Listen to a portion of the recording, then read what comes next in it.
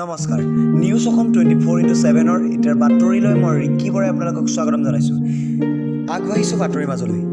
ডিগবৈত বিধায়ক সুৰেন ফুকনৰ অভিনন্দন জ্ঞাপন সাংবাদিকক। লকডাউনৰ সময়ছোৱাত নিষ্ঠা আৰু সততাৰে কৰ্তব্য পালন কৰা সাংবাদিকসকলক প্ৰশংসা বিধায়ক সুৰেন ফুকনৰ। কৰোনা মহামাৰীক লৈ ডিগবৈৰ জৰুৰীকালীন সেৱাত ব্ৰতী হৈ থকা গণতন্ত্ৰৰ চতুৰ্থ স্তম্ভৰ অতন্ত প্ৰহৰী হিচাপে কৰ্তব্যৰত সাংবাদিকসকলক আজি স্থানীয় বিধায়ক সুৰেন ফুকনে অভিনন্দন জ্ঞাপন কৰে। আজি ডিগবৈৰ প্ৰেছ ক্লাবৰ সকলো সদস্যাৰ লগত আমি এমপিৰ কাৰ্যালয়ত বহিলোঁ আৰু সাংবাদিক বন্ধুসকলক কিছু মৰম আৰু শ্ৰদ্ধা জনাবৰ কাৰণে, যিহেতুকে সমগ্ৰ পৃথিৱীতে কৰোনা মহামাৰীয়ে যি ত্ৰাসৰ সৃষ্টি কৰিছে, এই ক্ষেত্ৰত স্বাস্থ্যকৰ্মীৰ লগতে সাংবাদিক বন্ধুসকলো যথেষ্ট কষ্ট কৰিছে।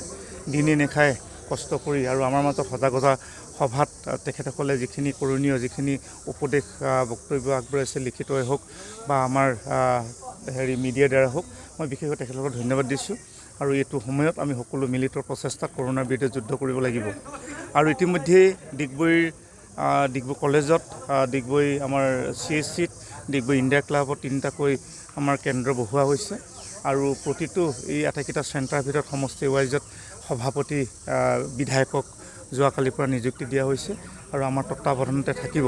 গতিকে ডিগবৈৰ ইয়াত যোৱাকালি 8জন, আজি 17জন, টোটেল 25জন ইয়াত আহি কিনে বিভিন্ন বহিৰাজ্যৰ পৰা আহি ইয়াত যোৱাকালি ৰখা হৈছে আৰু তাৰে 5জন ডিগবৈৰ সমষ্টিৰ, আটাইকেইজন আমাৰ টাউন এলেকাৰ ডিগবৈ মানে আমাৰ বৰবিল গোলাই এই অঞ্চলৰ।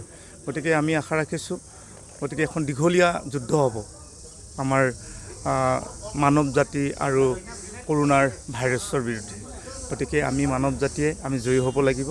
গতিকে যিবোৰ নীতি নিয়ম চৰকাৰে বান্ধি দিছে, সকলোকে নীতি নিয়মখিনি পালন কৰি কৰোনাৰ পৰা যাতে আমি পৰিত্ৰাণ পাব পাৰোঁ, তাৰ কাৰণে সকলোৱে সজাগ সচেতন হওক, তাকে কামনা কৰিছোঁ।